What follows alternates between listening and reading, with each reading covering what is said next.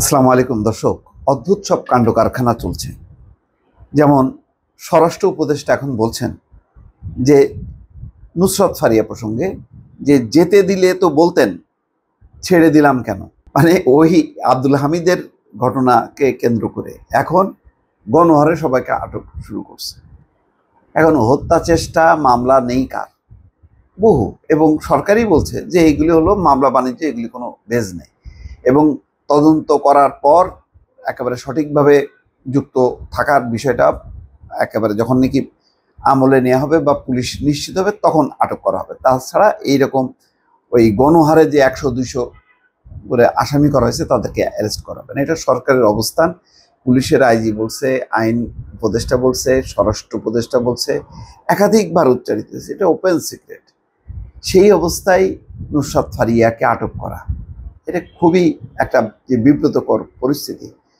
সেটা শুধু স্বরাষ্ট্র উপদেষ্টা না, সাংস্কৃতিক অঙ্গনেরও কেউ কেউ এখন কথা বলছেন। এখন যারা শেখ হাসিনার সমর্থক হিসাবে পরিচিত পেয়ে গেছে তারা তো কথা বলতে পারবে না, তারা চুপসে আছে।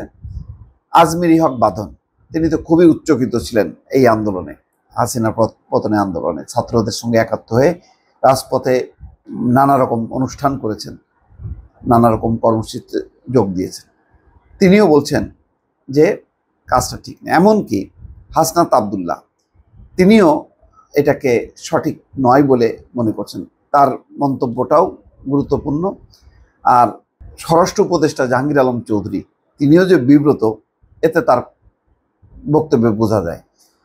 বলছেন যে চিত্রনায়িকা নুসরাত ফারিয়ার মামলার তদন্ত শেষ না হয় তিনি নিরাপদ কিনা তা এখন স্পষ্ট নয়, আর সেই কারণেই তাকে গ্রেপ্তার করা হয়েছে। আবার বলছেন যে ছেড়ে দিলে আপনারাই বলবেন যে ছেড়ে দিলাম কেন।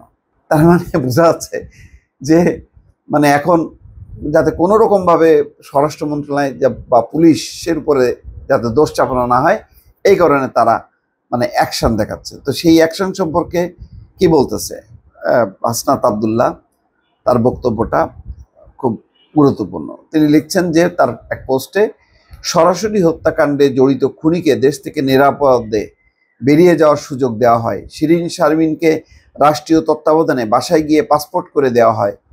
দ্বিতীয় ট্রাইব্যুনাল জানুয়ারিতে হওয়ার কথা থাকলেও মে মাস এসেও শুরু হয়নি। তিনি লেখেন, ইন্টারিম অর্থাৎ অন্তর্বর্তী সরকার 626 জনের লিস্ট কোথায়?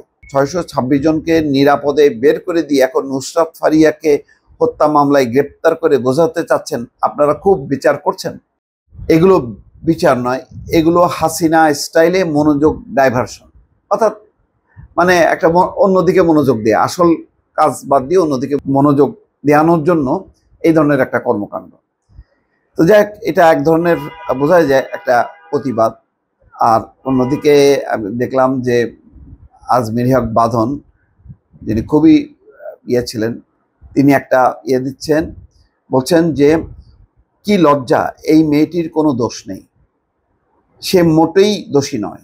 যারা ফ্যাসিবাদী শাসন চালিয়ে সাধারণ মানুষের উপর অত্যাচার করেছে তাদের সঙ্গে তার কোনো সম্পর্ক নেই। খুব শক্তভাবে লিখছেন। তিনি আরও লিখছেন, বর্তমান পরিস্থিতি এবং ব্যবস্থা নিয়ে আমি গভীরভাবে উদ্বিগ্ন। আমরা এমন দেশে বসবাস করি না যেখানে সাধারণত ন্যায় বিচার পাওয়া যায়, তবে এই ঘটনা একেবারেই গ্রহণযোগ্য নয়।